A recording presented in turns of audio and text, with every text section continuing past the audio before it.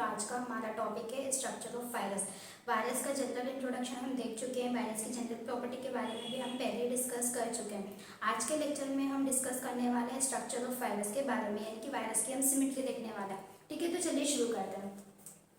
Virus are composed of small number of macromolecules. मतलब virus क्या होता है, वायरस जो होता है वो स्मॉल मैक्रोमोलिक्यूल से मिलकर बना होता है। ठीक है, वायरस का virion content of nucleic acid. अब विरियन समझिए, विरियन क्या है, मतलब जो एक सिंगल वायरस है, ठीक है, सिंगल स्ट्रक्चर है, सिंगल माइक्रो ऑर्गेनिज्म है, तो हम उसको बोलेंगे विरियन।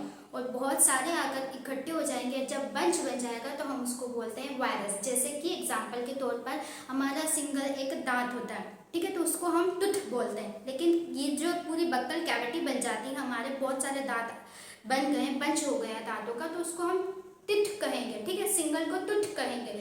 उसी तरह जो एक वायरस है उसको हम विरियन कहेंगे। ठीक है, और बहुत सारे जब आकर बंच बना लेते हैं, ग्रुप में इकट्ठे हो जाते हैं, तो उसको हम क्या कहते हैं, उसको हम बोलते हैं वायरस। तो इतना आपको क्लियर होगा। ठीक है, ये हम पहले भी बता चुके हैं।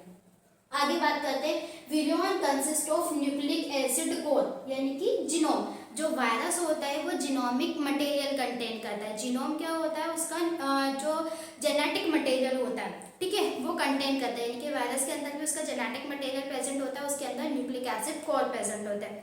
न्यूक्लिक एसिड कोर में क्या हो गया, या तो उसके अंदर प्रेजेंट होगा डीएनए, ठीक है, या प्रेजेंट होगा उसके अंदर आरएनए। दोनों में से एक प्रेजेंट होता है, दोनों साथ में कभी भी प्रेजेंट नहीं होते। ठीक है, ध्यान रखिएगा। उसके बाद आगे बात करते हैं सराउंडेड बाय प्रोटीन कोड। ये क्या करते हैं, प्रोटीन कोड के द्वारा सराउंडेड रहते हैं। आप इस स्ट्रक्चर में देखिए, ठीक है, ये हमारा वायरस का स्ट्रक्चर है। ठीक है, जो वायरस होता है वो क्या कंटेन करता है, न्यूक्लिक एसिड कंटेन करता है, तो ये हमारा उसका न्यूक्लिक एसिड। ठीक है, अभी जो न्यूक्लिक एसिड है हम इसको जीनोम बोल रहे हैं, यानी कि उसका जीनोमिक मटेरियल बोलेंगे। ये जो न्यूक्लिक एसिड है, न्यूक्लिक एसिड में क्या प्रेजेंट होगा, या तो डीएनए प्रेजेंट होगा या फिर आरएनए प्रेजेंट होगा। लेकिन डीएनए और आरएनए दोनों साथ में कभी भी प्रेजेंट नहीं होते। ठीक है, तो ये यहाँ तक की हमारी बात हो गई। ठीक है, अब जो हमारा वायरस है, इसका जो न्यूक्लिक एसिड है वो सराउंडेड किससे होता है, तो वो सराउंडेड होता है हमारे कैप्सिड के द्वारा। ठीक है, न्यूक्लिक एसिड को घेरे रखने का काम कौन करता है, ये हमारा न्यूक्लिक एसिड होगा। ठीक है, अब ये जो इसको घेर के रख रहा है ये है हमारा कैप्सिड। ठीक है, इसके ऊपर क्या प्रेजेंट है, छोटे छोटे से कैप्सिड्स प्रेजेंट है, जिसको नाम क्या दिया गया है, जिसको कहा गया है कैप्सिड। ठीक है,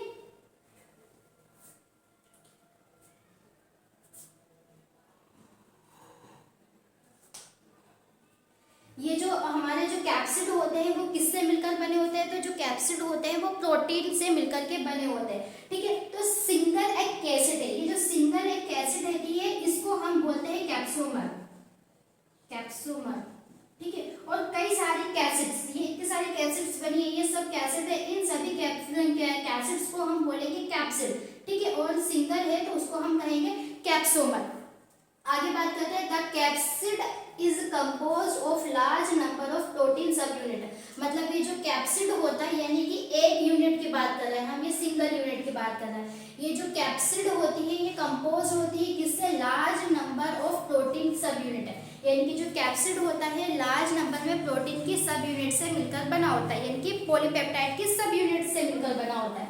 ठीक है, तो पॉलीपेप्टाइड के सब यूनिट से मिलकर बना होता है, जिसको हम क्या कहते हैं, कैप्सोमर कहते हैं। ठीक है, ये कैप्सोमर। तो सिंगल जो है उसको हमने कैप्सिड नाम दे दिया, सॉरी, जो सिंगल है उसको हम कैप्सोमर कहेंगे। और कई सारे जो क्या पॉलीपेप्टाइड जो है हमारे जो प्रोटीन इन नेचर के बहुत सारे ये जो कैप्सिड है, ये सही कई सारे जब आपस में जुड़ जाते हैं, ठीक है, चेन बना लेते हैं, तो उसको हम कहते हैं कैप्सिड। ठीक है, उसके बाद आगे बात करते हैं, certain virus also contain envelope, यानी कि कुछ वायरसेस ऐसे होते हैं जो कि एनवेलप कंटेन करते हैं। ये जो स्ट्रक्चर दिख रहा है ना ऊपर का, ये उसका क्या है, ये एनवेलप है।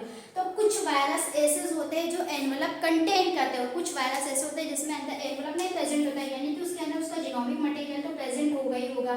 ठीक है, उसके ऊपर जीनोमिक मटेरियल प्रेजेंट होने के साथ साथ उसमें क्या प्रेजेंट होता है, उसके अंदर कैप्सोमर भी प्रेजेंट होगी। ये कैप्सोमर, ये हो गया हमारा कैप्सोमर।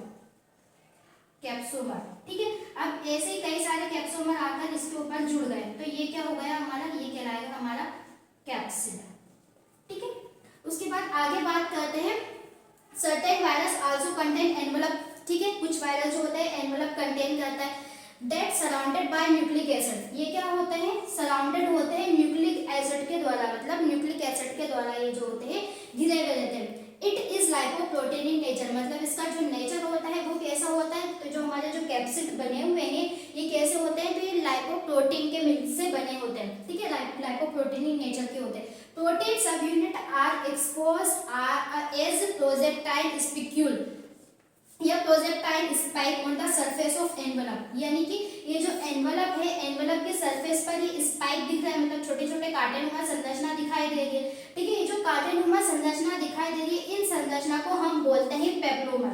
ठीक है, तो किसमें प्रेजेंट होती है, जो वायरस होते हैं उसकी जो आउटर सरफेस होती है एनवलप, उस एनवलप के ऊपर प्रोजेक्शन प्रेजेंट होते हैं, प्रोजेक्टाइल स्पाइक प्रेजेंट होते हैं।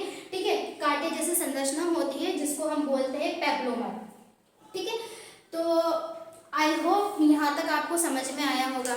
ठीक है, फिर मिलते हैं एक नए लेक्चर के साथ।